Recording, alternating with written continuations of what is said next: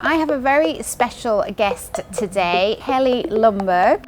I really hated reading when I was little. Habits are fundamental in all aspects of your life. I don't think there's anyone more inspirational in terms of living the entrepreneurial dream.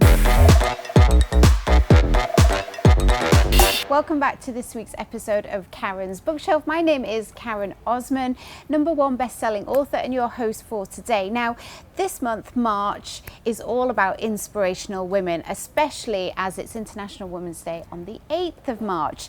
So I have a very special guest today, Kelly Lundberg. Kelly, thank you so much for joining me today. Pleasure to be here. So where do we begin? I mean, you've recently sold one business, you've recently set up a new business, you've written 3 books. So I'm really excited to have you on the show today to talk about the books. Thank you, that's so lovely. Yeah, that changed your life, because I know you're a massive reader, certainly of non-fiction and sort of the business development and the personal development world. Yeah. So how have books impacted your career?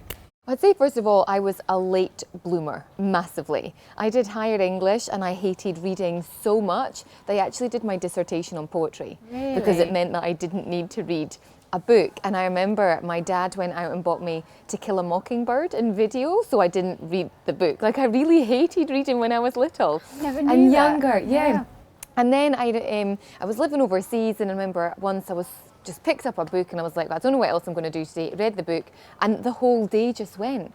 And my granny was massively into reading. So I remember I called her on this particular day. I was like, Granny, you'll never guess what. I've just read this entire book and it was amazing and I got lost in it. And that was the start of the journey, and she was so happy because she'd been trying to get me into it for years. So and then over the years, certainly in business, I've understood that, you know, it's fundamental. You know, all the answers are out there in business, learning from other people, and I get such a source of inspiration from other people and their journeys and their stories to know that you're not alone, and I absolutely love it. So you've recently just sold your first business, you've set up a new business, and we're here to talk about the books that changed your life. Is there one book in this pile that has really impacted sort of your business? I think the first one would be The Magic of Thinking Big. Okay. I absolutely love this. I read this before I was an entrepreneur, so when I was still cabin crew. I borrowed it off my friend's bookshelf. And then when I opened it up, I actually saw that she then gifted me on the day that I launched my business. So it's September 2005.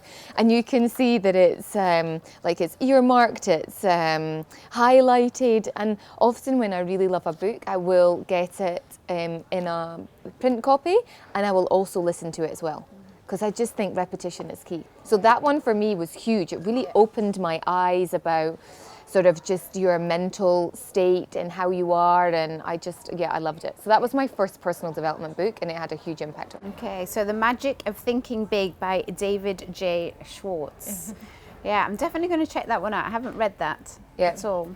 Cool. What else is in your pile? Well, I thought I would go back to the beginning. So one book I do remember when I was little was The Tiger Who Came to Tea. And I just, I want to sort of pass on reading to my nephews and nieces. So my auntie actually gifted me this because I had said that I had bought this book, The Tiger Who Came to Tea, for my nephew, who was little at the time, and she wrote in it, and she's like, to mark your extra special 30th birthday, and having heard that you'd given Caden a copy of this story that you had enjoyed so much as a youngster, we decided it was time you had another copy of your own. Nice. So she'd gone and found like a hardback copy of it, and I don't know, it just has nice memories. Yeah. So it's not necessarily changed my life, but it just brings back really nice memories, and I think the gift of reading and books for children is the start of the journey. I mean, you know that more than most. Yeah, so, definitely. Yeah. Nice. So another book I brought was Atomic Habits. So I love this book. I remember picking this up in Miami airport in January 2019, and I read it on the flight all the way back to Dubai. Loved it. And actually what I do at the end of every year, I give my book of the year to my friends, and I gifted this to a number of my friends because it had an impact, and I just think habits are fundamental in all aspects of your life. You know, small, consistent changes, whether that's in your health and fitness, whether that's in personal grooming, whether that's in your business, or so for me it's just been really important. So that's my other. And I love that book idea of having recommendation. a book of the year and giving it to your friends. I'm definitely stealing that one. And the last one? Yeah, I don't know. I mean, apart from the fact it goes with my I know, outfit. I was just going to say, did you choose that one deliberately? I've read this a couple of times actually, and I think I've got it on Audible as well.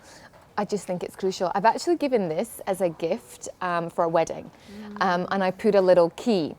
And the problem is with this book, too many people read it when things are too hard. And I give it as a wedding gift with a key to say this book is the key to a successful marriage. And read it before it's too late, or read it before you get to that point. Just know your language of love, because it's fundamental. Yeah, So, amazing. So that's The 5 Love Languages by Gary Chapman. And actually, this is the second time this has been somebody's book that changed my life. So definitely worth reading if you haven't already. Kelly, thank you so much for joining me. My That's pleasure. amazing to have all your recommendations. And yeah, best of luck with the business and the S Academy and your books. Thank you so much. That's all from me, and I look forward to seeing you again next week on Karen's Bookshelf.